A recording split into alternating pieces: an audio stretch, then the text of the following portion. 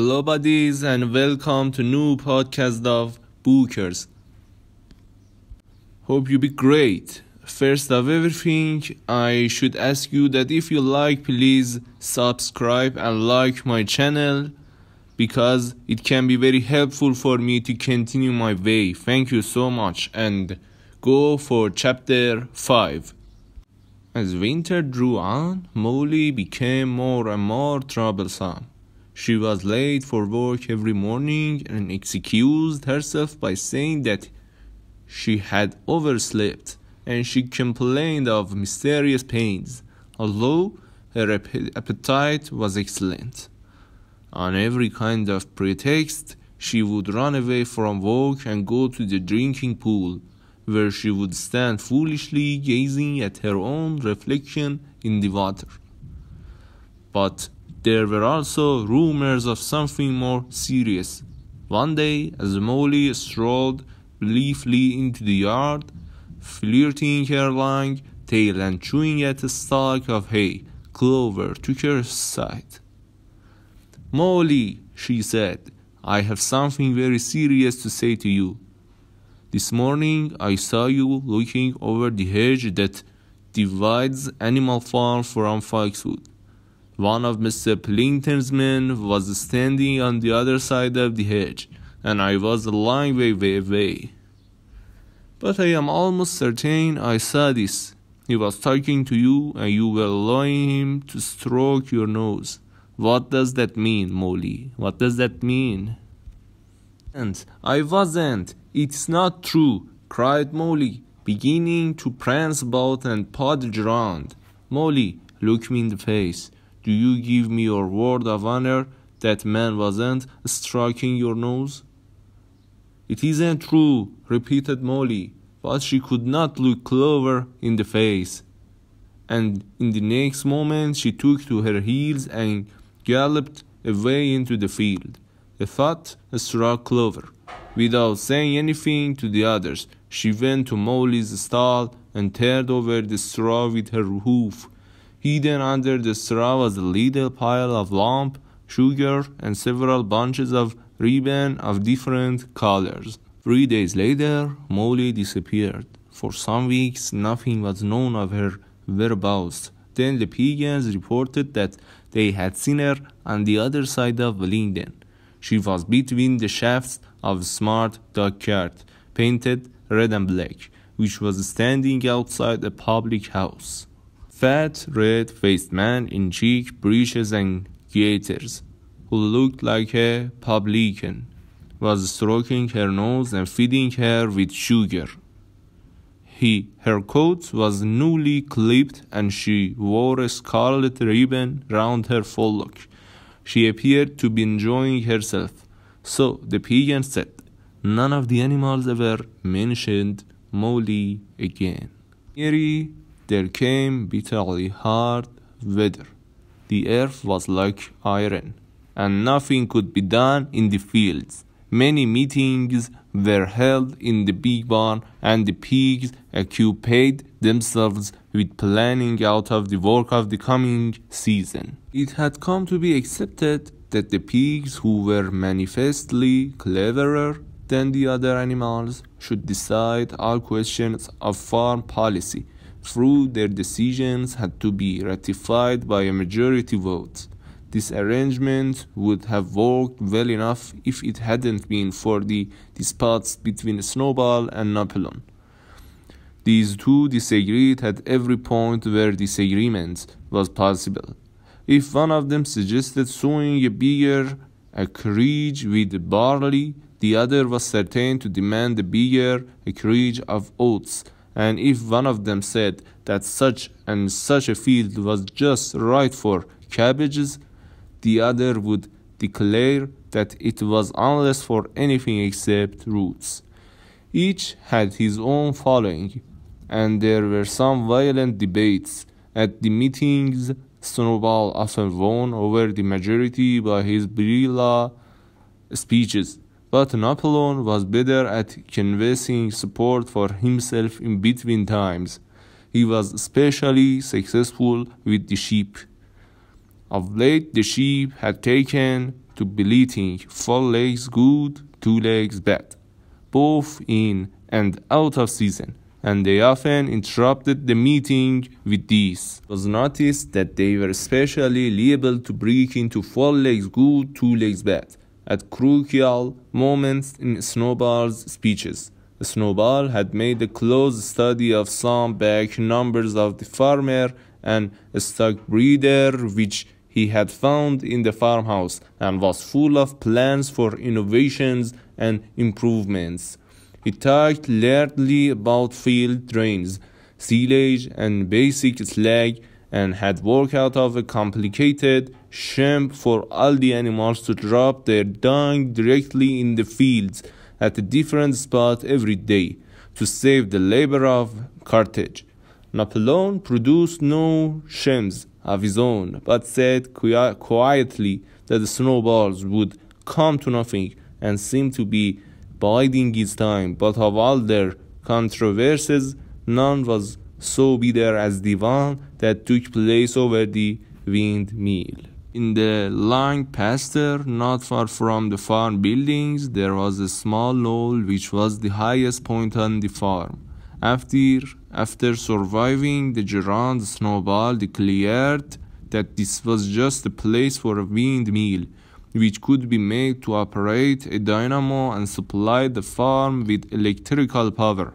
This would light the stalls and warm them in winter, and would also run a circular saw, a chaff cutter, a mangle sleeker, and an electric milking machine.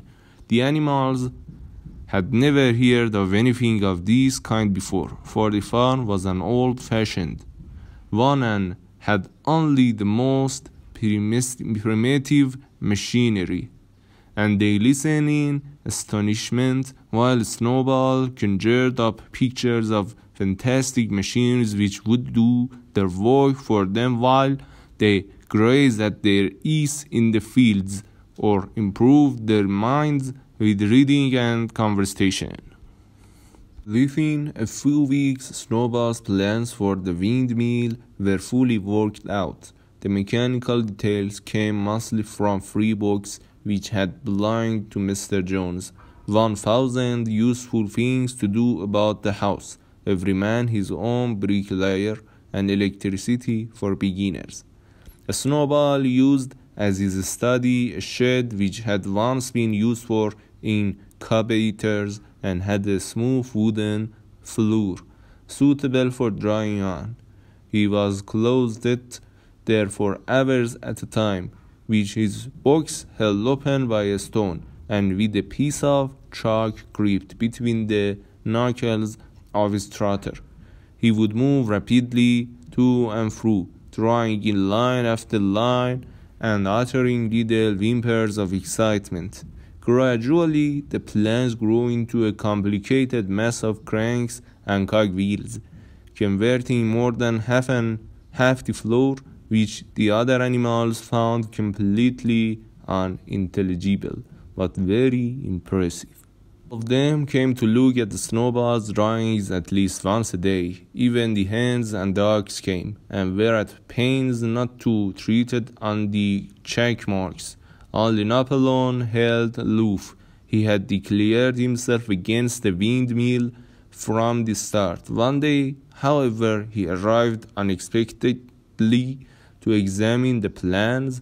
He walked heavily round the shed, looked closely at every detail of the plans, and snuffed at them once or twice, then stood for a little while contemplating them out of the corner of his eye. Then suddenly he lifted his leg, urinated over the plans, and walked out without uttering a word.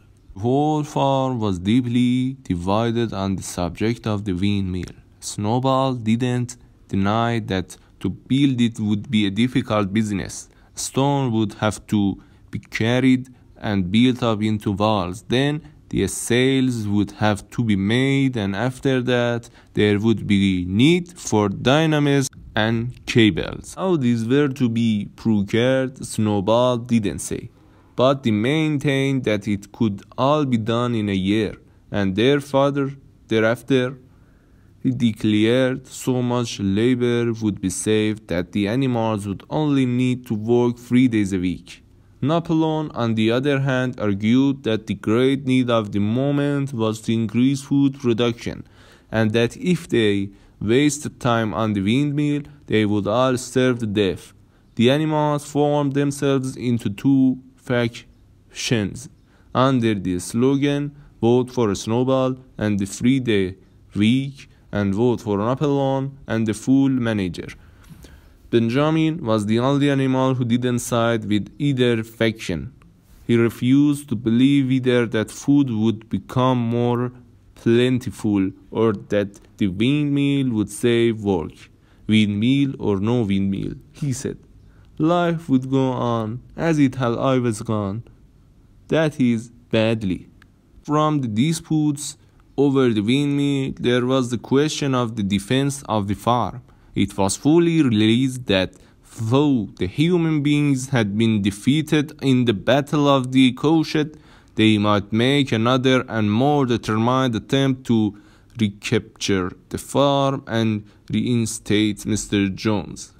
They had all the more reason for doing so because the news of their defeat had spread across the countryside and made the animals on the neighboring farms more restive than ever.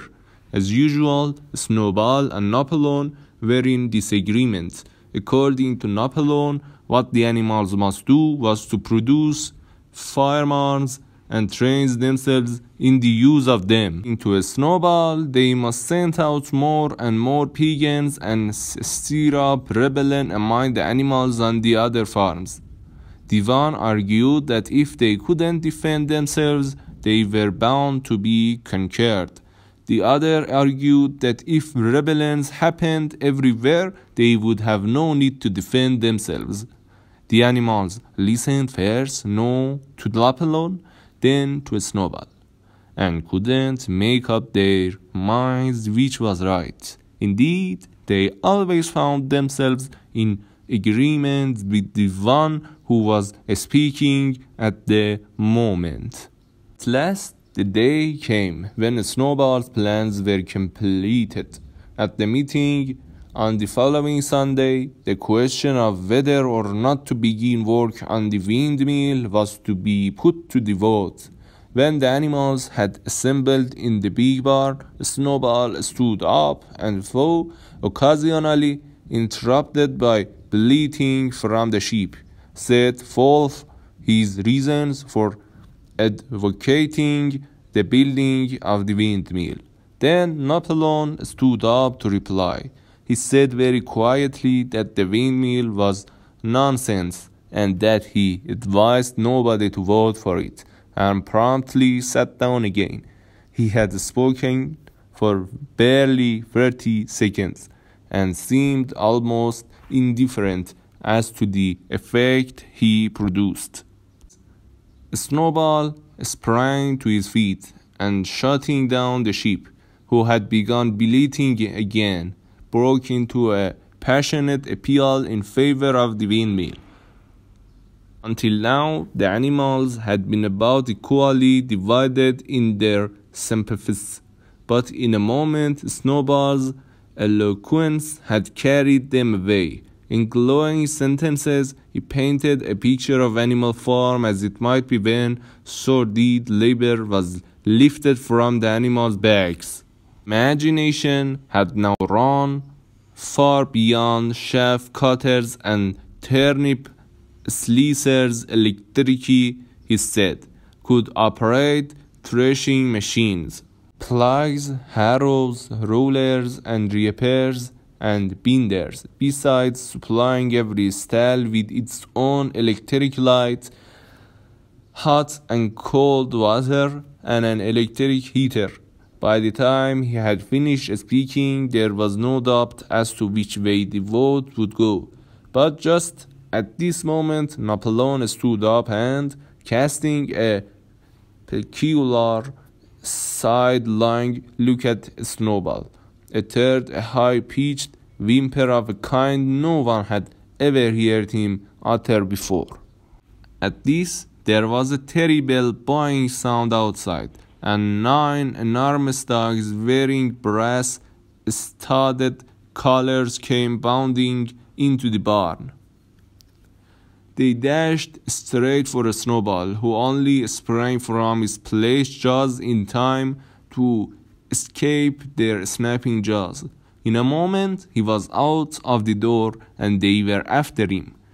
Too amazed and frightened to speak, all the animals crowded through the door to watch the chase. The Snowball was racing across the long pasture that led to the road.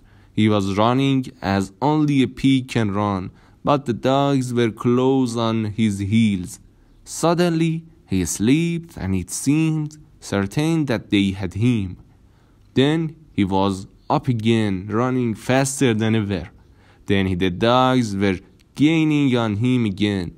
One of them all but closed his jaws on Snowball's tail, but the Snowball whisked it free just in time. Then he put on an extra spurt, and with a few inches to spare, slipped through a hole in the hedge, and was seen no more. Silent and terrified, the animals crept back into the barn. In a moment, the dogs came bounding back. At first, no one had been able to imagine where these creatures came from, but the problem was soon solved. They were the puppies whom Napoleon had taken away from their mothers and reared privately. Though not yet full grown, they were huge dogs, and as fierce looking as wolves. They kept close to Napoleon. It was noticed that they wagged their tails to him in the same way as the other dogs had been used to do to Mr. Jones. Napoleon, with the dogs following him, now mounted on the raised portion of the floor where Major had previously stood to deliver his speech. He announced that from now on the Sunday morning meetings would come to an end. They were unnecessary, he said, and wasted time. In future, all questions relating to the working of the farm would be settled by a special committee of pigs, presided over by himself. These would meet in private and afterwards communicate their decisions to the others. The animals would still assemble on Sunday morning to salute the flag, sing beasts of England, and receive their orders for the week. But there would be no more debates. In spite of the shock that the Snowball's explosion had given them, the animals were dismayed by this announcement. Several of them would have protested if they could have found the right arguments. Even Boxer was vaguely troubled. He set his ears back, shook his forelock several times, and tried hard to marshal his thoughts. But in the end, he couldn't think of anything to say. Some of the pigs themselves, however, were more articulate. 4 young porkers in the front row uttered shrill squeals of disapproval, and all 4 of them sprang to their feet and began speaking at once. But suddenly, the dogs sitting round Napoleon let out deep, menacing growls, and the pigs fell silent and sat down again. Then the sheep broke out into a tremendous bleating of 4 legs good, 2 legs bad, which went on for nearly a quarter of an hour and put an end to any chance of discussion. Afterwards, a squealer was sent round the farm to explain the new arrangement to the others. "Hey, comrades," he said, "I trust that every animal here appreciates the sacrifice that Comrade Napoleon has made in taking this extra labor upon himself. Don't imagine, comrades, that leadership is a pleasure. On the contrary, it's a deep and heavy responsibility. No one believes more firmly than Comrade Napoleon that all animals are equal. he would be only too happy to let you make your decisions for yourselves. But sometimes you might make the wrong decisions, Kemet, and then where should we be? Where should we be? Suppose you had decided to follow Snowball with this moonshine of windmills, Snowball, who, as we know, was no better than a criminal, fought bravely at the Battle of the Cochet, said somebody. Bravery is not enough, said a squealer. Loyalty and obedience are more important. As to the Battle of the Cochet, I believe the time will come when we shall find that the Snowball's part in it was much exaggerated. Discipline, comrades, iron discipline. That's the watchword for today. One false step and our enemies would be upon us. Surely, comrades, you don't want Jones back, yes? Again, this argument was unanswerable. Certainly, the animals didn't want Jones back. If the holding of debates on Sunday mornings was liable to bring him back, then the debates must stop. Boxer, who had now had time to think things over, voiced the general feeling by saying, if Comrade Napoleon says it, it must be right. And from then on they adopted the maxim, Napoleon is always right, in addition to his private motto of I will work harder. By this time, the weather had broken and the spring ploughing had begun. The shed where Snowball had drawn his plans of the windmill had been shut up, and it was assumed that the plans had been rubbed off the floor. Every Sunday morning at 10 o'clock, the animals assembled in the big barn to receive their orders for the week. The school of old Major, now clean of flesh, had been discharged from the orchard and set up on a stump at the foot of the flagstaff, beside the gun. After the hoisting of the flag, the animals were required to file past the skull in a reverent manner from before entering the barn. Nowadays, they didn't sit all together as they had done in the past. Napoleon with a squealer and another pig named Minimus, who had a remarkable gift for composing songs and poems, sat on the front of the raised platform with the 9 young dogs, forming a semicircle on them, and the other pigs sitting behind. The rest of the animals sat facing them in the main body of the barn. Napoleon read out the orders for the week in a gruff soldiery style, and after a single singing of Beasts of England, all the animals dispersed. On the third Sunday after Snowball's explosion, the animals were somewhat surprised to hear Napoleon announce that the windmill was to be built after all.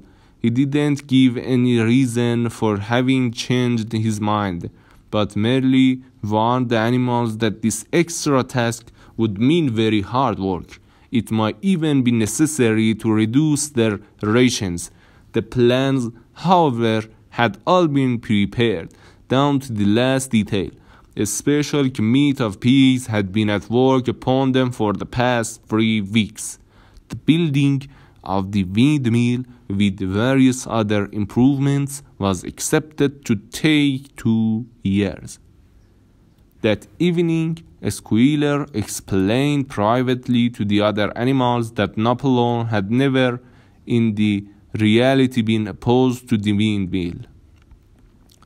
On the contrary, it was he who had advocated it in the beginning, and the plan which Snowball had drawn on the floor of the incubator shed had actually been stolen from among Napoleon's papers. The windmill was in fact Napoleon's own creation. Why then, asked somebody, had he spoken so strongly against it? Here a squealer looked very sly. That, he said, was Comrade Napoleon's cunning. He had seemed to oppose the windmill simply as a maneuver to get rid of Snowball, who was a dangerous character and a bad influence. Now that the Snowball was out of the way, the plan could go forward without his interference. This said, Squealer was something called tactics. He repeated a number of times, tactics, commerce, tactics, skipping round and whisking his tail with a merry laugh. The animals were not certain what the word meant, but Squealer spoke so persuasively, and the 3 dogs who happened to be with him growled so threateningly that they accepted his explanation without further questions. The end of chapter 5. Thank you guys for listening me, and if you like, please subscribe and like my channel. Thank you so much, and goodbye until tomorrow.